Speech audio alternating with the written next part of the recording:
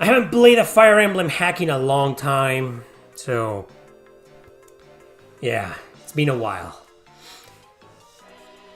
Kind of like to break away from all the backlog. Like sometimes the backlog can be intimidating and psychologically you just don't want to deal with it. I mean, most of the time you're willing, right? And you can't get to the next game. You're like, oh, I'm finishing this game right now, and I have like these 5 others that I've seen in my collection or over there, you know? Even if they're new or modern or like retro or old or whatever, you know, you look at them and you're like, okay, I can't wait, you know? So you play your game, you just like, you're there, you know, you finish the game and then immediately you move on to the next one and so on. Or you play most of them simultaneously, like 2 or 3 at the same time. That's how I've been dealing with my backlog lately. I didn't used to do this. I've received a lot of questions over the past few years about how to deal with my backlog and how if I play one RPG at a time or multiple at once. So I used to be that kind of guy, like 1 or 2 at a time and that's it, 2 max, and that was an exaggeration. But nowadays it's like, you know, ever since I stopped caring about most modern JRPGs or the next new fucking game, you know, I kind of like, okay, so what am I gonna do now? So I turn around, look at my backlog, and I was like, oh man. All of these fucking games are in my backlog, all of these fucking games? Shit. So I was like, I gotta do this, like, maybe play 2, 3, 4 at the same time, and that's what I've been doing. So I've been doing that for like almost the entire year, at least for like several months, 4, 5, 6 months maybe. Okay, maybe less. All right, so maybe like 4 or 5 months. And but a couple of days ago, I was like, you know, I felt intimidated, and I was like, fuck all of this. I'm just gonna play something like how about a Fire Emblem hack? Yeah. Because sometimes, you know, this you guys know this channel is what I do. I have this channel to run, and I gotta play a lot of RPGs to keep things fresh, to keep things new, to keep things, to cover new games constantly over and over again, so I don't have to cover the same games over and over again, right? So sometimes I feel that pressure, like all these RPGs are in my backlog, and I know for a fact I can talk about this one, I can talk about this one, and this one, and this one, and this one, this one, this one, and I'm like, oh my god, so, okay, if I talk about this game, I can include it in this top 10. But this other is gonna have to wait. But I don't have other games for this video, so I'm gonna have to play this, and then what else? And I just went nuts. And I was like, fuck this. You know, I'm just playing a fucking Fire Emblem hack because no one cares about it, and I'm not gonna review it. I'll probably never talk about it. And now I'm happy. I feel happy. So I don't know. I was thinking that that's a good way to deal with your backlog sometimes. Like, I don't know, like, look at all of those games in your collection or your hard drive or whatever, and you're like, nah, I'm not gonna play it right now. I'm not gonna play any of this shit. I'm gonna play something completely new and random, you know, and just ignore my backlog. And it feels great. But after this game, I'll definitely go back to my backlog. Anyway, that's another tip for dealing with your backlog. So, yeah, I put that because I know, I put that there because I know a lot of you are going to ask. So, yeah, it's great news. I wasn't expecting that, to be completely honest. I think it got a lot of you off guard, as well as it did me. I was like, when I heard about that, I was like, what? Lunar 1 and 2? 2 completely forgotten games that nobody seemed to care about, no companies gave a damn about anymore. Super forgotten. We kind of gave up on those, you know. Because for years in these Q&As, you guys have asked me about what JRPG should be remastered, and I was like, some of you were like, what about the Lunar games? Yeah, the Lunar games, but they are never going to be remastered, like no one cares, right? Sadly. And all of a sudden, boom! Lunar 1 and 2 remasters.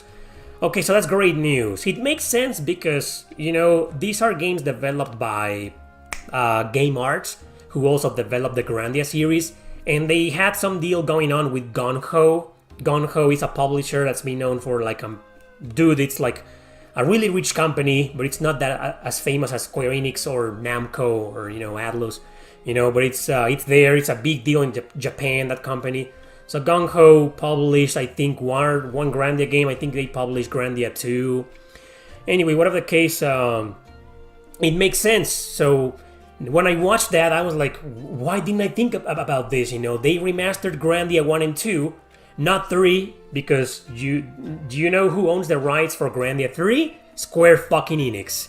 So, but what about Lunar? You know, it just never occurred to me. Like, if they did Grandia 1 and 2, why not Lunar? You know? And now it's finally happening after like 4 or 5 years after the Grandia remasters were launched on Switch and Steam. What was that, like in 2019, 2020? Well, anyway, we're getting that in 2025, March, apparently spring 2025. So it's great news. Apparently the remasters are going to be based on these versions, the PlayStation 1 versions, not the Sega CD versions. They look fine to me. I watched the trailer, but they didn't show much, so they look alright. You know, we'll see what happens. The only thing I'm worried about is that, ironically, the translation, well, this is a Working Designs translation, and they alter a lot of shit, you know, back in the day. Yeah, that was Working Designs for you. So I'm assuming, since these are remasters, not remakes, the translation is going to be the same. So we will get the Working Designs versions remastered, right? So, okay. But anyway, the only thing that I'm really worried about is the censorship, you know. Sorry for the spoiler, but there's something you need to see that I'm worried about. Okay, so I'm worried that they're gonna censor this. Yeah, can you see it? I'm not gonna tell you which character this is or what's going on in there, but this was in the back cover of the Working Designs release. It's crazy, so I'm worried that they're gonna censor this. I don't think so, because these are pretty much low attention games. Like this in AAA, and these are simply remasters. And I don't think they're gonna get a physical release. Maybe just by PlayAsia. Actually, yeah, it's been confirmed that the remasters are going to get a physical PlayAsia version, but maybe not an official one. We don't know. So we'll see what happens. I'm just worried about the censorship, but yeah, for some reason I doubt Sony's gonna pay attention to that. They only care about the big titles and AAA or maybe some AA games, but remasters, they seem to be fine with that. Grandia 2 has some sexiness in there, and it's on PS4 and PS5 and it isn't censored, so pretty sure they're gonna leave that alone, alright? So yeah, so it's great news, guys. That's fantastic, you know, that Lunar fans are finally getting these games remastered. Thankfully, these are the only two that matters. There's only 2 Lunar games in existence, not 3. Okay, let's just pretend there's only 2, okay? 3, whatever it's called. Let's not mention the name, doesn't fucking exist. Okay, there's only 2 Lunar games, alright? But it's also funny because these games have been, like, especially the first one has been, like, remade and remastered a million times. So we were all wondering, like, when is it gonna get its, like, 5th remaster or remake? Oh, finally, 2025. Oh, cool. But it's a good thing for the second game, because the second game only got a remake on the PlayStation 1, which is the version we're getting remastered next year, and that's it. Unlike Lunar, who was released for phones, Game Boy Advance, PSP, Lunar 2 was like abandoned on the PS1 and no one cared about it. So finally it's coming back. So great news. I'm excited for this. It's great. Thank you, Gung-Ho, for remastering these games. Have you heard that Square Enix is no longer listed in the Sweet Baby Inc. page? Maybe they're trying to hide it to avoid more backlash. Yeah, I'm not buying this, Square Enix. Like, I don't trust you. Like, come on. Like, you mean to tell me that you finally opened your eyes and realized that, you know, politics and agendas are a bad thing? Really? You expect people to believe that? They are still fucking working with those fucking evil bastards, man. Not swallowing their lies. What do you think of Tetsuya Nomura calling out Western companies on the uglification of the main characters? Really? He did that?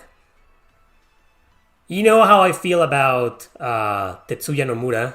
So, even if he says things that I agree with, I don't give a shit about that guy. I don't like him. He can kiss my ass. But for once, he's making sense. For once in his fucking life. If it's true that he said that, you know? No, like Threats of Fate, that's never getting remastered. Maybe one day it'll get ported to PlayStation 5 digitally, you know, that's all. I don't know, man. I'm not really a fan of that game. Just look, I really wanted to like it. Let's leave it at that. You know, I played it so long ago. It was one of my first. It was one of the first JRPGs I ever played in my life. Believe it or not, Threads of Fate. Like when I got into Chrono Cross, all I wanted to do was play more. Like I got into the Final Fantasy games and Chrono Trigger, you know. But Threads of Fate was one of the very first ones that I bought. And I played it and I was trying to force myself to like it, but I never made it any far with either character. I got lost, you know, I was dying, I never thought the platforming was great. I'm not really a fan of platforming in 3D. To be honest, very, very, very few games have convinced me. And not a single one is like 100%. You know, there isn't a single platformer in 3D that I can say, oh, this is a masterpiece. Like, this is excellent. This is what all 3D platformers should aim for, you know? No. Even Astrobot, which is basically a 3D platformer, has its issues. Like, sometimes you just fall because you can't see straight, you know? It's just the plus I have, like, this lack of depth, insight, you know? Like, I don't know how far some platforms really are, you know? It's just, like, I'm not really a fan of platforming in 3D. And that's basically what killed the part of Threads of Fate to me. And also the fact that it's just a really frustrating game. So if it ever gets remastered, don't expect any interest from me. No, not even Mario Sunshine going back to 3D platforming. You know, Alice Madness Returns. It's one of my favorite games with 3D platforming. And even in that game, it's a bitch. Enslaved. Did anybody play Enslaved? Odyssey to the West. Another one of those Odyssey to the West inspired games. I fucking love that game. It also has a lot of 3D platforming. Oh my god. But it's a great game, man. I love it. But anyway, yeah, I'm not a fan of 3D platforming in most games. I just beat this game. You know how I didn't beat it when I talked about it? Oh, I only talked about it in my podcast. Anyway, well, I just beat it like, was it this week? Yeah, I think it was this week, like several days ago, maybe a week ago. Brutally hard, stupidly hard, man. Near the end, that last stage is a fucking pain in the ass, and the final boss is bullshit. Well, actually, no. The second to last boss is bullshit. The next one is not that hard. Kind of easy to memorize the patterns and shit. But anyway. This is a Ghost Sweeper Mikami. It's an anime that never left Japan, and then there was a Super Nintendo game, the one that I was just talking about. Great graphics, music, controls, personality. I love the fucking game. Never came out of Japan, not even fan translated. So, yeah, it's an only in Japan game and anime. But look at her, right? I want this fucking poster in my back, like right here. Yeah, right here. I'm pretty sure Mikami aired in Mexico. Wow, really? It did? I never saw it then. So the anime did come out of Japan. Oh, wow. I'll have to look it up. Did you play a Fairy Tail RPG? No, and I really want to. I don't care about the anime or the manga, and I've never seen it. But the gameplay looks fantastic in that game. I really want to play it. But unfortunately, it's a Koei Tecmo game, and those never go down in price. Never, ever, not even digital. Maybe just $40, and that's on sale. Oh, the Atelier games are on sale. $39.99 plus taxes. That's what Koei Tecmo calls on sale. Koei Tecmo tax. Koei Tecmo feel like they're some kind of big deal, man. Like, oh no, I've seen all of these other companies, Square Enix, you know, Bandai Namco, Capcom, Konami. Their games go for sale like $10, $5, $15. Nah. No, we want sale $39.99. Okay, maybe $29.99. That's the lowest I'm willing to go. Koei Tecmo is for rich people, man. Only rich fucking people. Decent snobs. You know, you low-lives, scum plebeians, you know, keep buying Capcom games. But me, no, man. $29.99, that's the lowest I can go for my shittiest game ever. That's Koei Tecmo for you. When it comes to JRPG remasters, especially around the PS1 era, do you find them sort of unnecessary?